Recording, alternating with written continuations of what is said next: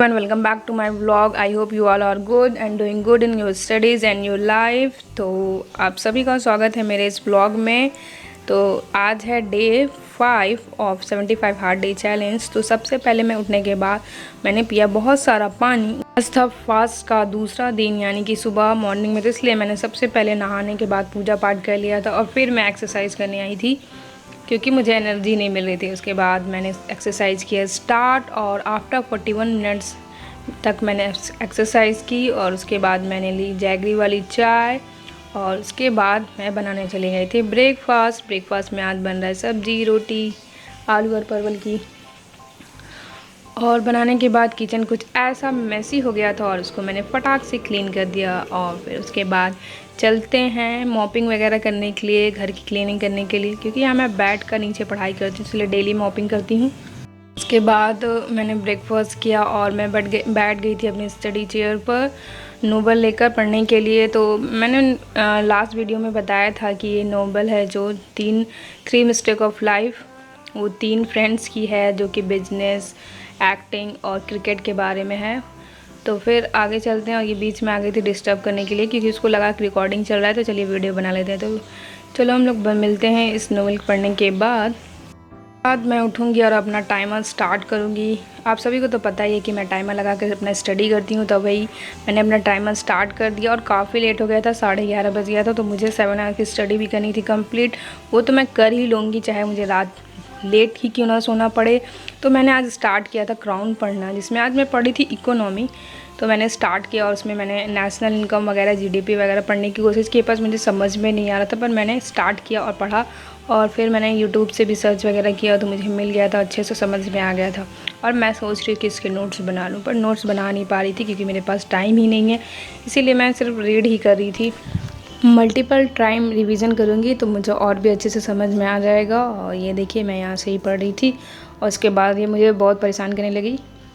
इसके साथ थोड़ी देर के लिए खेलने लगी, फिर इसको खेलना आ गया तो ये खुद ही खेलना स्टार्ट कर दी थी। फिर वो खुद ही घर बना रही थी बुक्स वगैरह का, इसीलिए पूरी बुक बेड पे फैली हुई हैं और ये बुक से ही घर बना रही थी आराम से अपना, और मैं अपना स्टडी करी थी। बच्चों को अगर किसी काम में व्यस्त कर दो तो वो काफ़ी देर तक उस काम करने में बिजी रह जाते हैं, लेकिन फिर ये पता नहीं क्या क्या कर रही थी, बट मुझे पता ही नहीं था। मैंने रिकॉर्डर पे लगा दिया और फिर मैंने बाद में देखा कि ये सब क्या क्या काम कर रही थी और मैं अपना पढ़ाई कर रही थी। मेरा ध्यान ही नहीं था कि वो क्या कर रही है नहीं कर रही है, बस कि मुझे लगा कि वो खेल रही है। वो सारे बुक्स को उस ब्लैंकेट के नीचे कभी छुपाती है कभी निकालती है, बस यही सब कर रही थी। और उसके बाद वो थक गई और फिर वो लेट गई थी।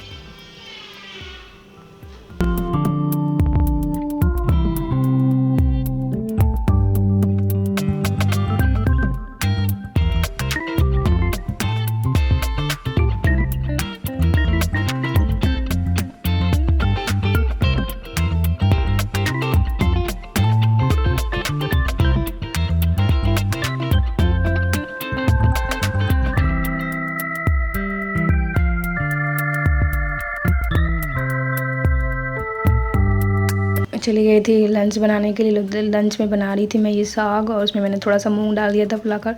साग बहुत ज़्यादा फ्रेश नहीं था इसलिए मुझे उबालना पड़ा था और इधर दाल चावल वगैरह बन रहा था। तो चलिए लंच बनाने के बाद मिलती हूँ।